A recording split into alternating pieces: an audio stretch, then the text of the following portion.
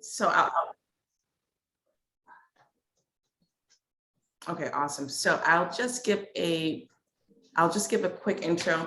So my name is Simone Yard, and I am a technical talent acquisition consultant. And what my job is to do is I work for, a lot of the time I work for tech companies, and I help them to scale out their organization, be it hiring for engineering teams, product teams, enablement teams, and what have you, any and every position under the engineering or technical umbrella. I've been doing this for about 15 years now. I started out in the agency side of recruitment, where I would work for a staffing agency, it's consultant firms. I grew up in technical agencies and made my way over to corporate. I want to say a little over 10 years ago. I can't believe that it's been 10 years now. But yeah, so I made my way over to corporate as a consultant. So I was literally hired by these organizations when they had a series of events going on. So it could have been anything from they were a startup and needed to scale out and or build their engineering team, or they received a series of funding and they needed to grow out again, any of their tech teams. Also, just when they're having difficulty filling positions, I'm someone that they call and bring in to help difficult to fill positions as well. So fast forward to 2021/2022, I have been working for a data intelligence company, and I am supporting the company in hiring for engineering, product enablement, and a few other roles. My passion is everything tech. I'm a techie myself. So that's how I got into tech recruitment. But I also have a big passion for inclusion and diversity, and infusing inclusion and diversity into tech companies. So that's who I am. I'm based in New York. I am a wife and a mom of two, but my daughters are grown, thank goodness. Yeah, they're 18, and my oldest daughter just turned 28 yesterday. So hopefully I will be an empty nester soon. But yeah, so I'm available to answer any and every question that you guys may have in reference to hiring or interviewing and so forth. I've probably interviewed, I was calculating it yesterday, and I've probably interviewed over 5,000 people in my 15 years of interviewing. So especially on the agency side, I would have hundreds of calls. So I think that I have enough knowledge to share about interviewing techniques and things like that. I also noticed a shift in the job market. I noticed a shift in the candidate experience. I noticed a shift in the way that we interview, right, post-COVID. So would love to share some details about that as well. And I'm just open. So I'll turn the floor over to anyone that might have any questions. Well, I am curious about the shifts. What are the shifts as far as hiring practices and interviewing techniques when it comes to after COVID now? Sure. So this shift that I have actually seen post-COVID is extreme, right? I haven't seen, right? So I have like literally I'm in the weeds. I have seen the biggest difference I have seen is the approach to, let's say, interviewing candidates. So now, as opposed to always having to do in-person interviews and calls, and well, in-person interviews, the interviews have shifted to almost 100% Zoom and video interviews, right? Another shift that I have seen is because 2021, I think it started in 2021, it's a shift to now it's a candidate's market, as opposed to prior to COVID, it was an employer's market where the candidate needed the job more than the employer needed the candidate, so to speak. Now, because of COVID, I'm still like tracking the data to figure out exactly what happened, but there was a new perspective on quality of life as opposed to, working at a job and being loyal and working hard and working 12 hours a day and things like that. So the candidates have focused, are shifted what was important to them. And now quality of life is important to them. So that makes them go about the job search differently. So what I have been seeing as far as the candidates, what it caused was for the employers to have to shift and change the way that they interview candidates, meaning interview, what would it be called? So normally we would have 3 and 4 and 5 interviews for one, if we're looking to hire, we would have the candidate speak with 3 and 4 and 5 interviewers. That has dramatically changed because it's a candidate's market. Now companies are actually just going through maybe 2 to 3 rounds of interviews. I had a situation actually yesterday that a candidate called me and said that he was going to remove himself from the interview process just because of the fact that we had 5 rounds in the interview. And this gentleman is going for a director level position. So in turn, I had to coach my hiring managers again to say, hey guys, everyone needs to recognize there's a shift in the market, things have changed. And we have to change with the market. So we have to shorten the interview rounds for all candidates. And that's including director level. So it was well received, and we got to shorten the rounds of interviews to 3 interviews for a director level position.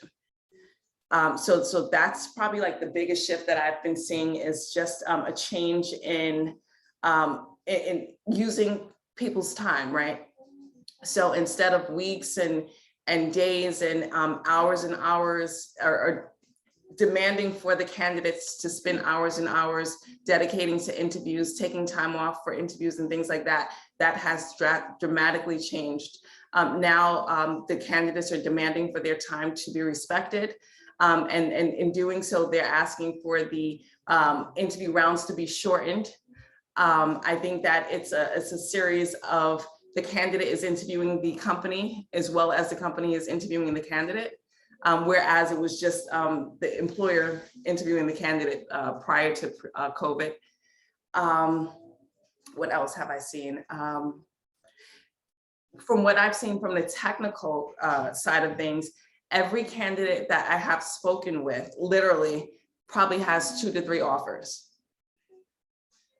So there is definitely a need to, again, interview quickly, bring the candidates through the process quickly, because they do have 2 to 3 other interviews in their back pocket, or 2 to 3 other offers on their back pocket. The companies that are getting to offer stage are going to be the winners. When I asked my candidate, why did you choose to remove yourself? Is it because the other company is better for you? He said, no. He said, I actually prefer to be with your company, but the interview process is too lengthy. So that gave me, that was like an aha moment. Like you would really, leave the company and just because the interview process is longer, but that's where we're at in this day and age. So that was very surprising to me. Also candidates, a lot of the candidates that I have seen applying for the positions are leaving companies that are forcing them to go back to work in office, or even asking them to work hybrid. If a company is asking a candidate, or I'm sorry, they're not a candidate at that moment, but if a employer is asking for an employee to come back into the office, I want to say maybe 6 times out of 10, that employee is going to start looking for new employment. I've been tracking the numbers of when I'm interviewing, that's one of the questions that I ask, why are you looking to leave? And I want to say, honestly, within the last 2 months, 9 out of 10 said because their company is thinking about going back into the office. So that's a big shift as well. So I think that companies at this time definitely have to revisit that and be flexible, and think about hybrid, think about allowing people to continue working remote, or they're going to have to put something in place for a dramatic amount of attrition that's going to head their way. Yeah, so those are just some of the things that I've seen in the market thus far. Great, thanks for answering that. Another question I have, I'm part of a lot of tech groups. Mhm. And if within the tech groups, people say that certifications are enough, and other people say that you need a college degree. Mhm. Which are you seeing has the most effect in getting hired? A certification or a tech degree? So in the tech industry, I have seen certification outweigh a college degree. Depending on the seniority of the position, if they are coming in as a director, VP, the degree might hold some weight. But if you think about a person coming in at that level, they're probably 30 years out, of when they got the degree. Things have changed, So what we tend to look for is lifelong learners, right? Technology changes every day. So that person coming in with the certification would hold more weight, and certification, in addition to constantly learning new technology, that person would hold more weight than a person with a college degree. I have the same scenario here in Germany. Before we used to hire people based on the degree and certifications they have. That's a sort of I would call it a passport or a pass to get to their job. But now, if I receive a resume or a portfolio saying that a person, he knows these, he have done these projects, and I can go and GitHub and then to view what he has done. Yeah. So now we are not even asking, do you have a certificate for it or do you have a degree? All what he has done these projects. He said, based on these projects, you can hire me. And this is what we have started doing it. Same thing I did in Netherlands as well. And same thing is being start following in the, surprisingly in Budapest, because in Hungary, people are still asking for certifications and degrees as well. So that's, I see is a drastic change in the tech industry. Is it Yes. same is being followed in the US as well? Yes, that's correct. So now in the US, we are less likely to actually ask for the degree. We more than likely, like you said, we actually want to review projects that you have currently worked on. We also implemented something across several of the organizations that I have supported. We added something called CARAT. So it's KARAT, and it's called a CARAT assessment, where there's technical professionals that actually interview these candidates and take them through exercises to confirm their technical ability. So a degree is something that we don't even mention at this point. And I also want to say that I don't think that we put that into the job descriptions either at this point. Yes, exactly. We don't actually like even job descriptions or the ads we are posting, even on LinkedIn. Like we are not mentioning like you have to have these certifications. But just the word carrot is really nice. I'm gonna use that if it's allowed. Yes. And secondly, that's really true what you mentioned about the shift in the prospect. It's like completely turned around. Yes. Now, like people are like during interviews, like they ask me, is it possible to work from home, or is it possible like I would come once a week to office on the end of the day. So now, like I have convinced some of my customers that we could have an office, a tangible office, but that office would play a role of employee engagement, because Yes. of these work from home is killing the employee engagement, which is completely vital for any company. Yes. The more engagements you have, the more people tend to know each other, the more ideas will flow. So it is a good thing, but at the same time, I don't I always try to have a hybrid approach. But I lost some of the candidates due to which, because they like to travel more. Now that because tech industry is completely like changed now, they said their office is their laptop. They don't want a tangible place. So sometimes I'm talking to them and they're sitting in a train. I said, okay, like he said like, wait, let me go to the corner at the cafeteria. There's less sound. I said, okay. So this is a big change. But one thing I would say, and I want to have your input on it, the the vision of onboarding, that it's changed completely. Yes. We have more of a online onboarding, Mhm. and also I encourage already, I don't know how it goes in the US, that to add more of a feel factor on onboarding, and then to have a tangible onboarding based on the policy or law due to the COVID thingy. So at the moment, I have there's 17 companies, including the Gorilla, the one I'm wearing. There leaves some. There is a tech company, fintech. Mhm. So fintech is adopted this onboarding, Okay. which is more of hybrid online and on-site as well. Okay. Uh, which I find it more um, like, creating the feel of a company, so that person feels like he's part of an entity. Otherwise it's just as an online onboarding of a signing up with any project. Right. Right. Okay. And what is your question? Is Now, I it? would like to have your view on it. Like, is it the same shift you have seen in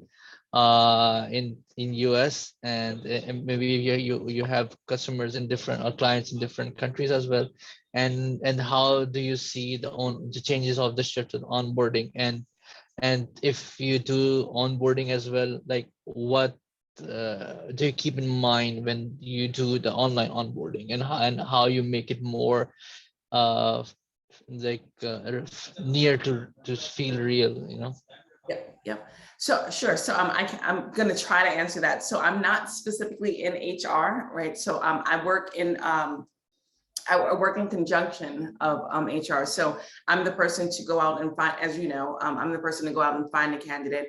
And then once I have them accept the position and sign the offer, then I pass them over to HR to do the onboarding.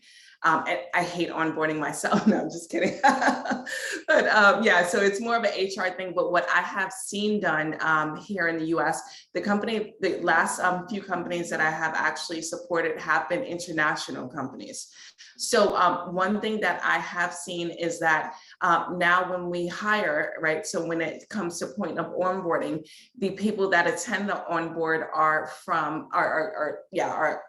the people that are attending the onboarding are from all different countries, right? So now it's just one onboarding for everyone throughout the globe. So that's one shift that I've seen change. Again, to speak to employee engagement, we do Zoom onboardings now, right? So everyone has the chance to introduce themselves. Everyone has a chance to go over their, likes and dislikes, talk about things, personal things, just to give everyone a sense of, getting to know each other and things like that. So that's probably the only shift that I have seen, is that they totally took it online. They have the Zoom meetings. They encourage everyone to be on camera, right? So we can see each other.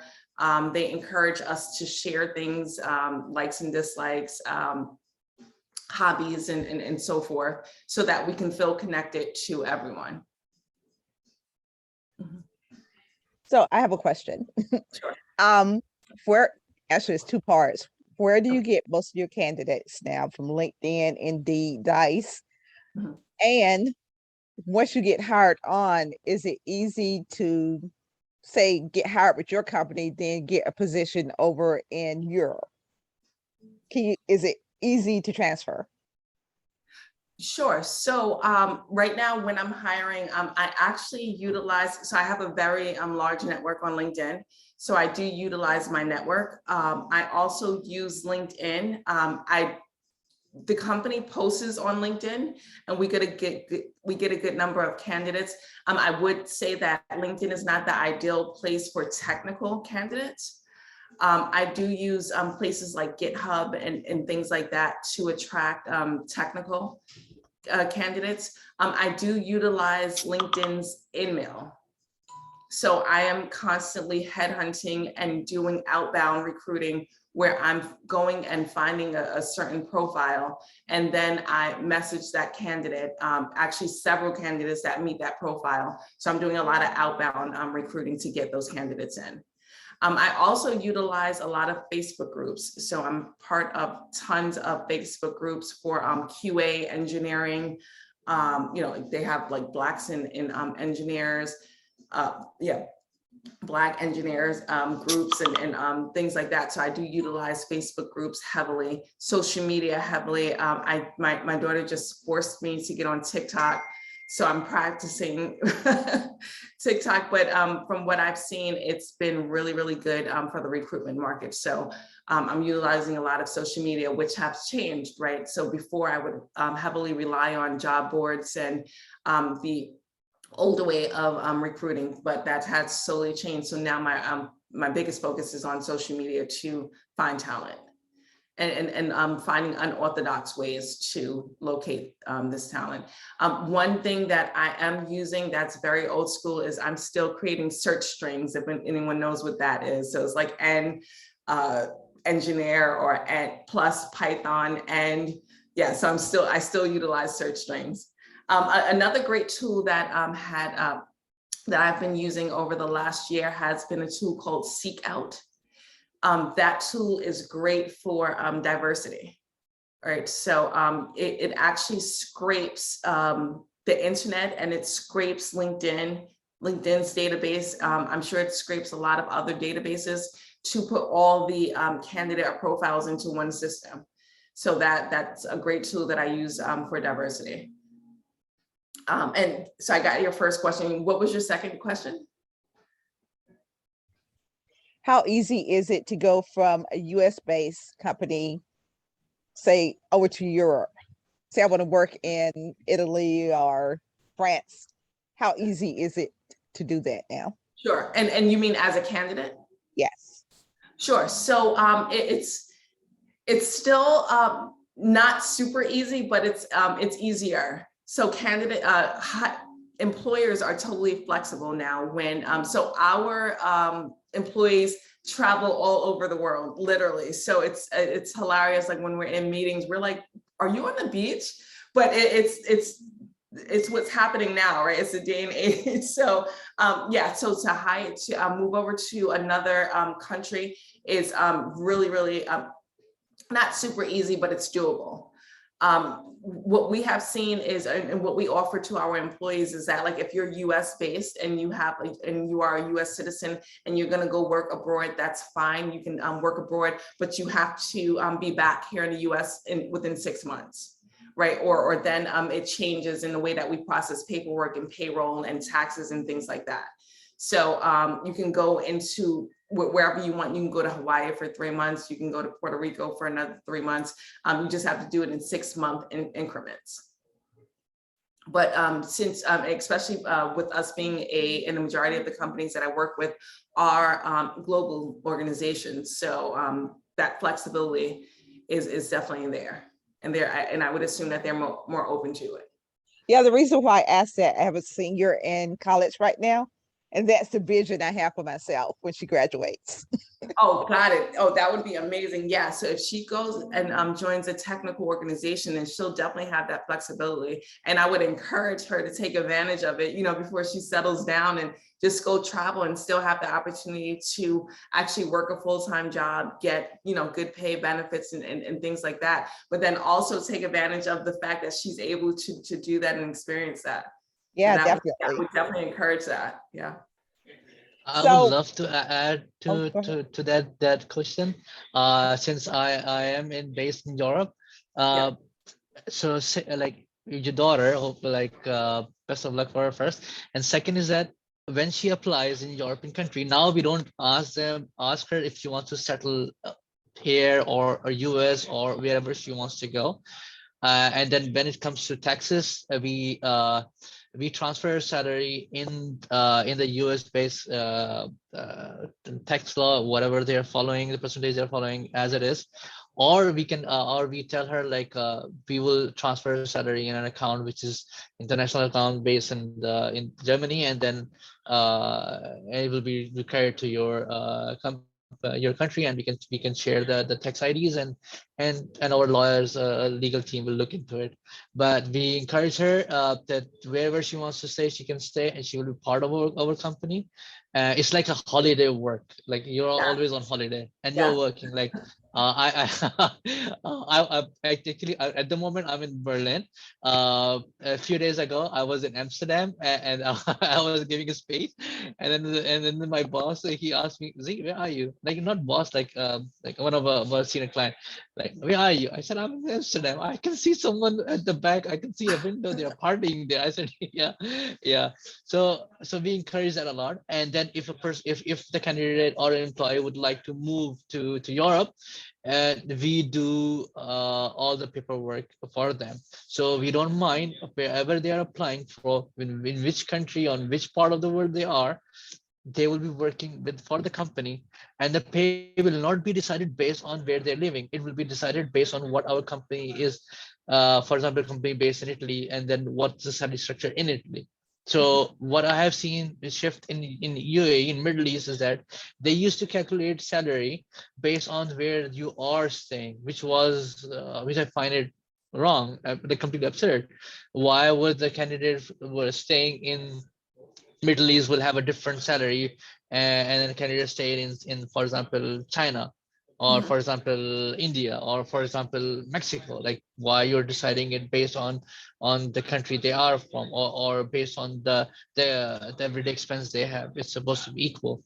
So that shift I have seen changing in Middle East, which is really good now. I just wanted to add that. Yeah. And Thank you. That's very helpful. and So a lot of my clients, they have students who are graduating. What is the process of going through being recruited for a company? Walk us through the process, because other people are going to look at this later on. It's being recorded. What's the whole process, the life cycle? yeah, sure. So what I've seen, and what's it's new, and I want to assume that maybe some older companies have done this in the past, but I've seen the fact that the tech companies that I have been working with have been building out a program for new graduates. They actually are implementing and building out something called, it's almost like a boot camp where they fast track new graduates into the programs and into the organization and train them. So it's almost like a on the job training. So I've seen this roll out in quite a few organizations. I know that the bigger organizations, so the FANG, like the Facebook, Amazon, Google, Netflix, and I missed one company, but it's supposed to be five. But I've seen them roll out. Amazon. Yeah, Amazon. Yeah, I missed Amazon. Good. But yeah, I've seen this roll out. So for us, I know that we're actually in the process of putting together this type of boot camp. I need to hire the senior person that's going to help the director build out the program, which I haven't found yet. So I'm looking still. But yeah, so they're in the process of building this out. And the process is, I'm going to assume that it's application, right? So we're going to have a big digital marketing thing to advertise the jobs and advertise the boot camp. So I guess that they would need to have done some projects, right? Whether in college or on their own, to submit to show that they do have the coding ability. Let's just talk about like software engineers. So I'm sorry, are you going to look at that in GitHub? Is that the repository that you're going to look at, or yeah, do they need to do a presentation? yeah, so and I'm not sure again, so this is being built out actively, so I haven't got my eyes on it to know exactly what it entails, but I would assume that it's not only GitHub, but people do use that, but any project that they have built out on their own. So I know that people have done, like if you're a front end web developer, you probably have a whole portfolio of websites that you have built. I know that any mobile app developers probably have a portfolio of mobile apps that they have built that they can present to a potential employer. So I know that it's important to self-study, one. Number two, be aware of the technology, the new technology that's out there. And number three, probably have a portfolio to show to any potential employer to show that you can actually do what you say you can do. And then, start the interview process. From what I assume that the interview process would probably be similar to the interview process that I take any candidate through. And for us, for my organization and the organizations that I have supported, it's usually something called a talent acquisition screen. So that's when you speak with me first. I'm the gatekeeper pretty much for all positions and departments that I support. So I speak to the candidates just to make sure that they meet minimum requirements, right? So anything that's listed in the job description, I make sure that the candidates meet those requirements. I also look for culture fit, but I look for culture fit in a different way. I feel that any person that is able to bring culture to the organization as opposed to being able to fit into the culture that's there. I think that adding diversity into companies, but not only diversity as far as color, but adding diversity as far as different cultures, different beliefs, different work styles and things like that is important to bring into an organization. And then I pass them on through once the candidate meets the minimum qualifications, then I pass them through to the next phase of the interview process, which these days would probably be another 2 to 3 rounds of interviews. Very good. So does your company also handle like internships, like if the student is still in college? Well, I don't think that my current company or offers internships. Again, so I'm a consultant, so I usually go into an organization and stay from anywhere from 3 months to a year. So that looks different depending on what company I'm working with. I do work for a lot of companies that do offer internships. And when you're applying, I have actually built out internship programs.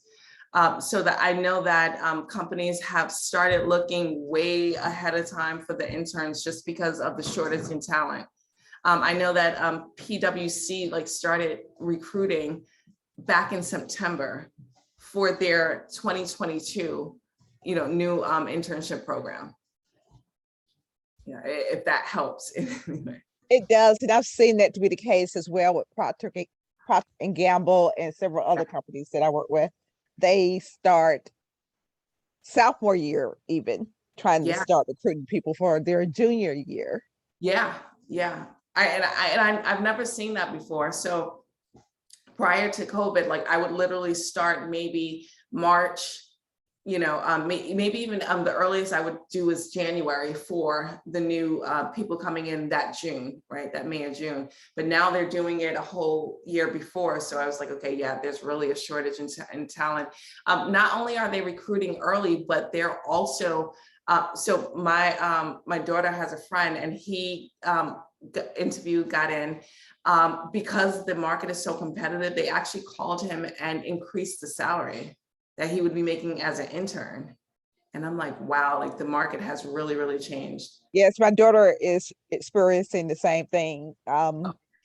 She's in her final rounds of interviews right now, and they gave her one salary and it's like $15,000 more now. Yeah. And it's just a few months difference. Exactly. Yeah. I've seen the same thing. And I'm like, wow, I wish that I could rewind time and be born around this time. Yeah. So I've asked a lot of questions. Let other people ask now.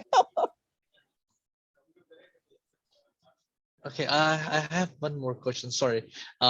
The question is that I have seen the person, as you mentioned, there's a quite a change in the way we search candidate now. So and you mentioned that you went on TikTok and other social media.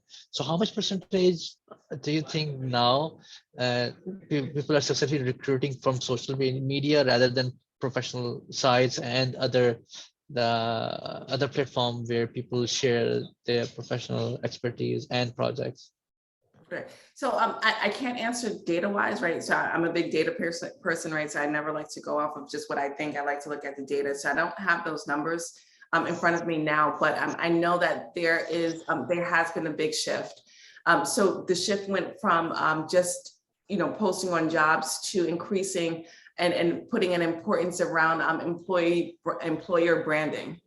Right. So now who the company is important. And that helps, like when you're advertising on social media, who you are as the recruiter and who the employer that you're recruiting for. That's number one, that's very important. So employer branding is important. There's a forced shift happening, right? And it's forced because if you continue to use the traditional means of recruiting, then you just won't be able to get enough candidates and you won't be able to compete with the other organizations. So I'm going to say that it should, shift over to everyone having to use social media platforms to recruit, right? That would just be one of your recruitment strategies, but it should be a strong recruitment strategy. What I have seen throughout organizations here in the US is that they're actually giving a budget to employer branding. And not only giving a budget to employer branding, but they're actually bringing in these specialists that have that experience in employer branding. Recruitment marketing is a thing now where I didn't see that, 10, 15 years in the past. I've never seen that in a department. I actually worked for an agency, a recruitment marketing agency, I want to say maybe 15 years ago, but now it's the thing that they're bringing into the organizations. Yeah, exactly. I have seen this new thing popping up, recruitment marketing, Yes. and I was like really surprised that like such thing exists. And then I went online. I was trying to find like these courses, short courses that been like offered now, and then they are quite few. So I believe people who have like which like 3 years ago we have seen is that there's like I don't know, should I mention the name or not, so I would rather not mention the name. And sorry, this lady, she had a lot of followers, so based on their followers, our team, she said like, Z, why don't you talk to her, sorry, and then and ask her if she would love to get on board based on number of followers she has. And then I said, okay. I spoke to her, she got on board, and then she started sharing what she does on social media. Yeah. And then she started a channel. And then that shift, I really felt that shift. So now what I've seen is that people who's having a certifications or short courses from recruitment, and they have an extensive background in social media, they are now a prospect for the recruitment and consultants companies to hire them. Is this the same scenario you have been seeing in the US as well? Yes, so I think so. So I actually just started something it's called You Recruit Bootcamp, where I teach people to be, usually techies, to be recruiters. So that's one of the things that I do inform them is to, even though it's uncomfortable and we don't want to do it, but it's important to grow your social media presence. I think that I was able to get the position that I'm currently in because I had a big social media presence. So the organization was impressed that I have like 10,000 followers on LinkedIn. I have probably about the same on Facebook. I also have groups that I created on LinkedIn and Facebook as well. So I think that they probably think of me or think of a person that has a huge following as it's like a walking advertisement, piece, because it's my job, right, to advertise the company. And I'm going to utilize my platforms to advertise the company. So if we think about it in a way of when a company was looking to advertise, how much money, how much budget did they have back in the day, right, for traditional marketing? So now they're taking that budget and they actually don't have to use it if you have a person that has a big audience, right? So they're saving some money, right? And they're utilizing these people with big followings to advertise and be that brand ambassador for the companies. Mm-hmm. So since you brought it up, Yeah. how do you become a technical recruiter? Sure. So I actually have, so the way that I actually became a technical recruiter is I literally just fell into the industry. I thought I wanted to be in law. I had interviewed with a recruiter that placed me into my first job in a law firm. I had never heard about the industry before, and I completely fell in love with what she did. She literally had put my hair up in a bun and gave me a blazer and was like, okay, this is what you're gonna do. This is what you're gonna say. This is how you're gonna sit, and you're gonna get the job. And I went in and I got the job the same day. After that, I was just like, oh my God, I always wanted to be in a position where I could help people. And it dawned on me that this is my calling and this is what I wanted to do. So I called the woman, her name is Sandy Roldos, actually, and I'm like, I want to be a recruiter. I want to come work for you. She's like, you're crazy. You're going to stay in law. You're doing well. Stay there. And I'm a Taurus. So I'm very, very bullish and stubborn. So I proceeded to call her for maybe like over a year. I would call her like once a month, then every 2 weeks, and insisted that she allow me to come work for her and teach me how to be a recruiter. So maybe a year plus later, she's like, you're crazy, but come on, I'm gonna hire you. And I can't really teach you how to, be a recruiter. Is either you get it or you don't. And I went there and I flourished and I got it, and loved it ever since. I'm a big tech lover, so it was natural for me. I started out in administrative recruitment and moved over into tech during the .com boom. The way that I encourage other people to get into the recruitment industry is there's probably like a million different ways to do it now, right? Because the industry is so well known now. But I just started the program, but what I'm noticing is that it's an easy conversion for people that have some type of technical experience or knowledge to convert over into technical recruitment. They actually make better technical recruiters than people that don't have that technical background that have just been recruiters. Right, because they speak the same language as an engineer, or they speak the same language as a quality assurance person. They know what to look for. They know the characteristics, skill set, the mindset, and so forth. So they're better at identifying someone that would be good in that role. So what I have been doing is I find out what background you have, and then I teach you how to use your past experience and convert that into, let's say you were in a manufacturing company. You would probably be best to hire manufacturers or a director of manufacturer, a manager of manufacturer, because you know what that looks like. Now, if you were a software engineer, then I would encourage you to become a tech recruiter because you know what it takes to be a software engineer.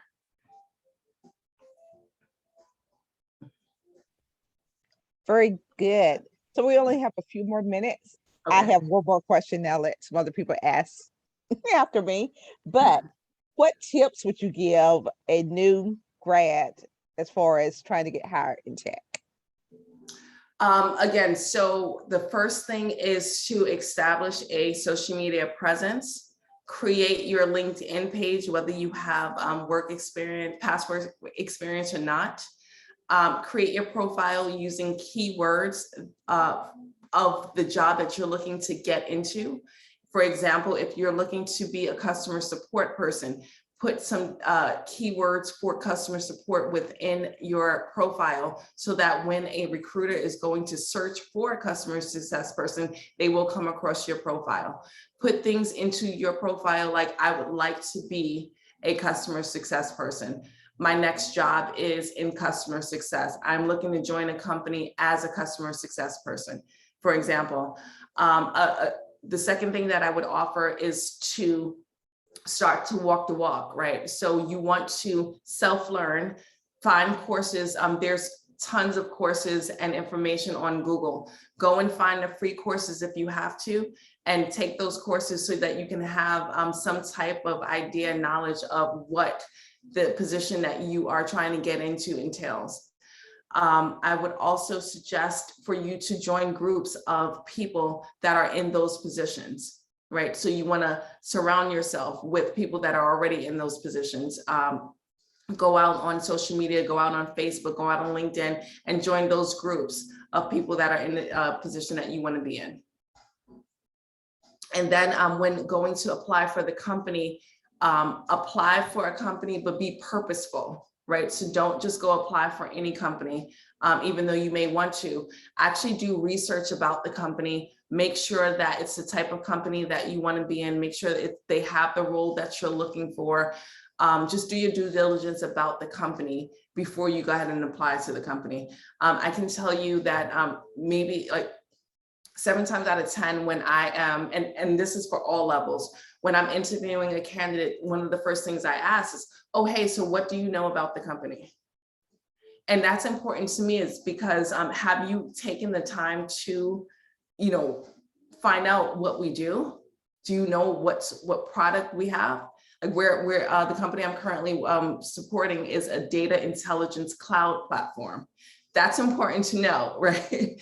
Especially if you're applying for a tech company or a tech position, or I've had managers apply and they don't know what we do. So that's like really concerning. So I would say I do give the, I do look more towards the person that actually did their due diligence and knows what we do and know the product that we offer or the service that we offer. So yeah, those are some of the biggest tips, and I can go on. I'll actually share with you. I've crafted up some interview tips that new grads should look for, and even people that are experienced, some things that they should prepare for when interviewing. So I'll share that with you so you can share it with your group whenever they have a need. Thank you so much. And I've actually put all your contact information on the screen if anyone wants to reach out to you. Oh, perfect. Thank you so much. You're welcome. Well, thank you so much for having me. Mohammed, it was great to meet you. Jackie, it's a pleasure. And I hope to maybe get the opportunity to do this again. It'll help me practice more for when I have to do these type of calls. Definitely. Yeah, definitely. It was amazing. My organization does an annual conference, and please gonna ask you to participate in it. Oh, definitely. Absolutely. I would love to. Thank you. Okay. Well, thank you guys so much. Thanks. Thank Everybody you. has a It good was day. amazing. Okay. You too. See you.